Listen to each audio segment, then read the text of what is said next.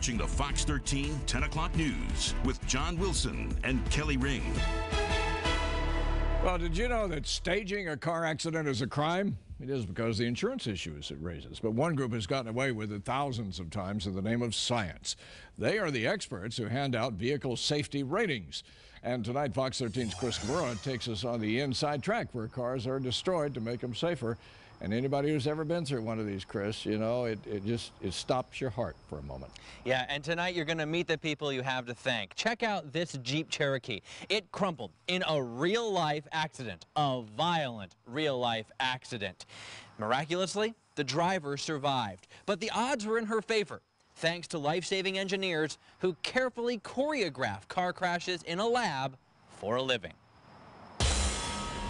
This is no accident. You don't realize how fast. It's precision, destruction. In the relentless pursuit, real-world crash,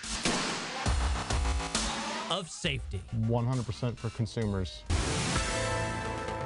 Crash tests compress cars in 1/10 of a second. Blink of an eye. Producing jarring images.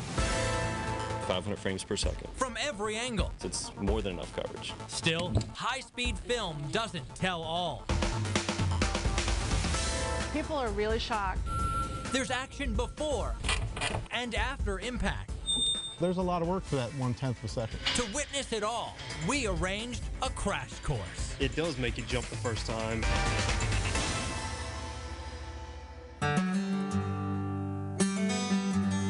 Surrounded by serenity and farmland in rural Virginia, at the base of the Blue Ridge Mountains,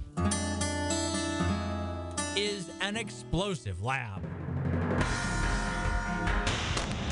Here, daily bursts of mechanical rage reduce shiny new car to mangled metal. A lot of physics. Secluded down a private drive, the Insurance Institute for Highway Safety is off limits.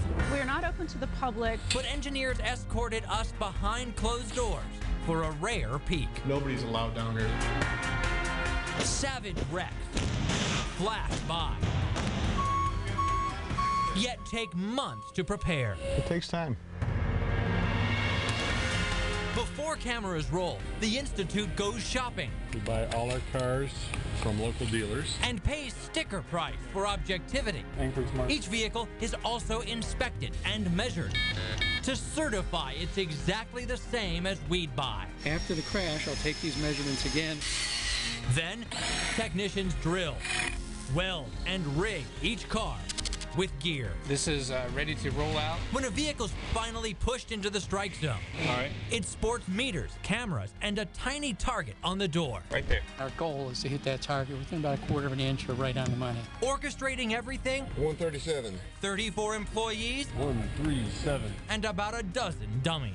It's nice you don't have anybody talking back. Lifelike mannequins are a curious bunch. Bright feet for contrast on camera. Clown paint to stamp where their heads hit. There's pink on this airbag right here. What's inside counts. There's one on the front. Under each dummy's spongy skin are dozens of sensors Upper tail load cell. that gauge whether human bones would break. They're everywhere. They're everywhere, from head to toe, literally. A dummy's contribution is priceless, though each has a price tag. Just skin and bones, $40,000 to $50,000. Now, once you start fully instrumented, it's more like $250,000.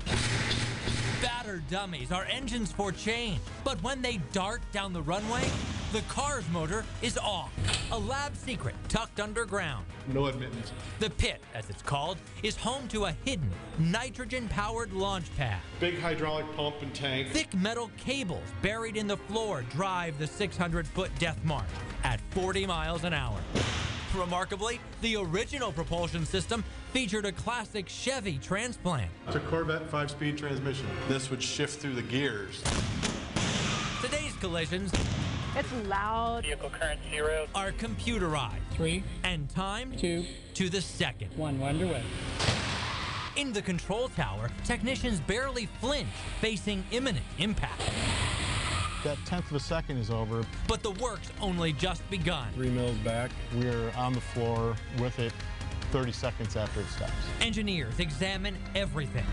Manufacturers' representatives join them. And before our eyes, safety features for our next car are conceived. You got to get it right.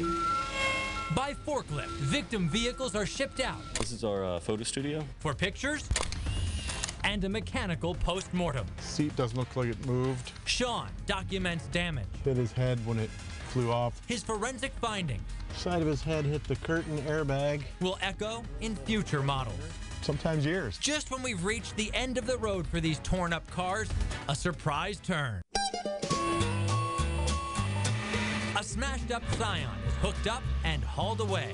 This sprawling junkyard, the lab graveyard. But these automotive casualties aren't dead. Pretty much a constant stream of cars. Tear them apart and recycle the parts back into parts for you and me and whoever else. Even though it looks like nobody or nothing could have survived this crash, the guys at M&M nonetheless think they can pull out as many as 100 working parts. The motor's a mess. The rear might be mint. You start breaking them all down, they start adding up kind of quick. Just like all those collisions over the years. Sudden crashes It's over like that. for a mission. You're helping people. Scientists steering change, It's a whole nother ballgame. giving motorists like you Everybody's really wowed. a chance Saves lives. of survival. We did this on purpose.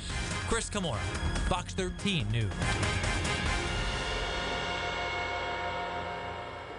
From lab simulation back to the mangled metal of reality and the fact that somebody survived this crash.